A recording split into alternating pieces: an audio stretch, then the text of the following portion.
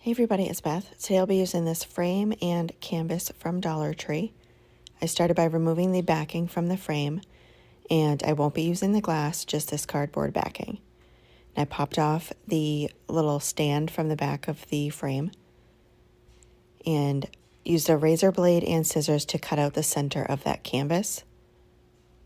I then placed the backing back in the frame and kind of just outlined where you'll be seeing an image through the frame. Added a layer of Mod Podge to that backing, and I'll still be able to see that pencil mark so I can line the image up where I want it to be. And I just keep peeling it back and moving the canvas to get it where it'll be in between those markings. Once I have it placed down where I want it, I just smooth it out with my hands and then use my heating tool to dry the Mod Podge so it's completely adhered. And then just use some scissors to cut off the excess and then set that aside. Next, I'm taking this decorative crate, also from Dollar Tree, and some 20mm round beads and hot gluing the beads to the bottom of each corner of the crate. And then take ivory colored chalk paint and paint the entire crate and beads with 2 coats. And painting the front of this where it has all those designs is a little bit tricky. It gets a little messy. So I just go in with a small paintbrush and remove the excess paint that went through to those holes. I also take the frame and paint that with the ivory color chalk paint as well, just so they both have the same finish.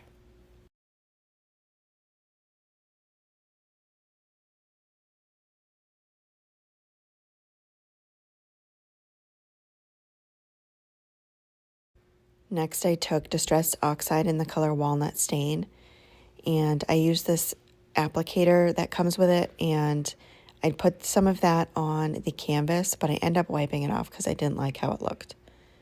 But I ended up distressing both the crate and the frame with that as well. Those I left.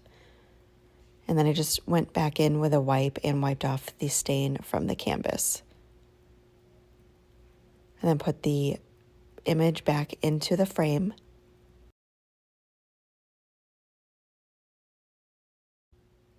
And I forgot this step before I painted. I added 2 tumbling blocks to the inside back part of the crate, and I make sure that they're nice and level with the top rim on there because that's what our frame will be sitting on. And I painted those with the ivory color as well and dried those completely. And then the last thing I did was added hot glue to the tumbling blocks and placed down the frame.